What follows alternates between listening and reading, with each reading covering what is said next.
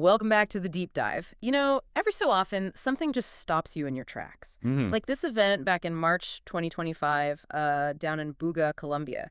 They found this symbolic metallic sphere. Right.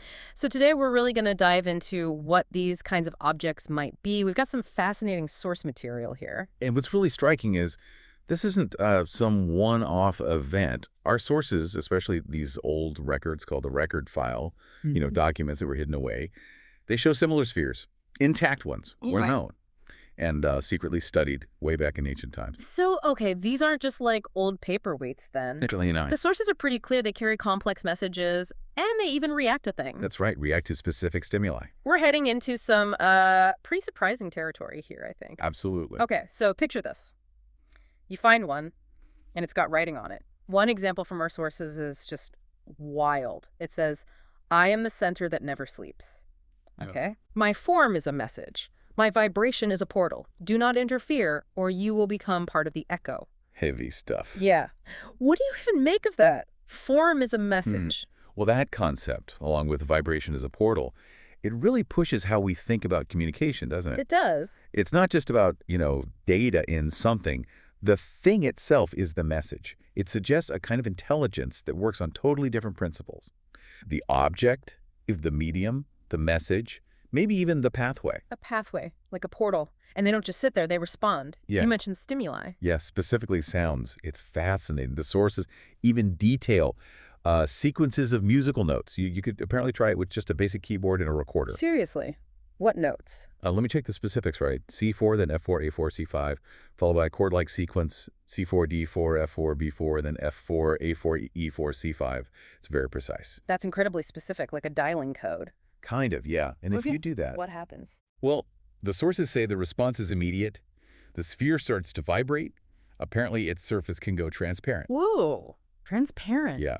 And it might emit sounds back described as probably encrypted notes. So it's a definite interaction. Something complex is going on inside. Okay, but this sounds potentially risky? Are there warnings? Oh, yes. Big warnings. The sources are very explicit. These are not toys nor tools of power. That's a direct quote. Not tools of power. Right. And even if they seem, noble or something, they may not always be harmless. Okay, here's where it gets a bit unsettling then. Exactly. Because their defense mechanisms are described as extensive and invisible, using frequencies we can't detect, stuff beyond our current science. Imperceptible. So what happens if you trigger them, accidentally or not? The consequences sound pretty severe. Physically, you might experience things like pressure fields, intense heat, disorientation. Okay. But also psychologically, things like vivid dreams, maybe visions, or just altered mental states. It's not just a physical defense. And the way they're described, it's not like talking about a machine, is it? Not at all. They're called living entities with advanced intelligence and suspended patterns. Suspended patterns. What's that? The sources sort of explain it as complex information structures, dormant but activatable. And here's the kicker. These entities, they can interpret your action as contact. Contact. And may remember you. Remember you. That changes everything. So if someone, finds one of these, what's the protocol? Extreme caution. The advice is crystal clear. Yeah. 1, do not touch it directly. Right. 2, don't try to open it. Definitely not. Okay. 3, no violent noises nearby. Yeah. Keep things calm. Makes sense. 4, call in experts, a scientific team familiar with unknown origin objects. Got it. And maybe the most crucial part, stay calm.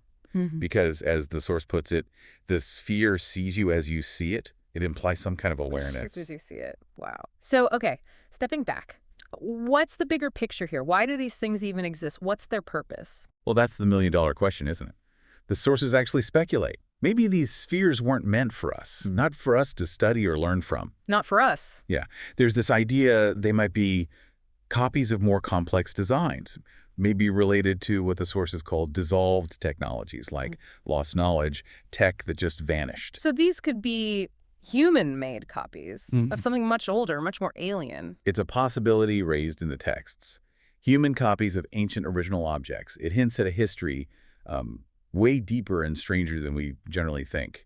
suggests maybe the original purpose was something we're not meant to interact with at all. It's just staggering. Ancient, intelligent, maybe dangerous objects. So much we don't know. It really makes you question what life or communication even means. Exactly. And that leaves us, and you listening, with a really provocative thought, doesn't it? If these things are ancient, intelligent, and can remember us, remember our interactions, what does that really say about our place?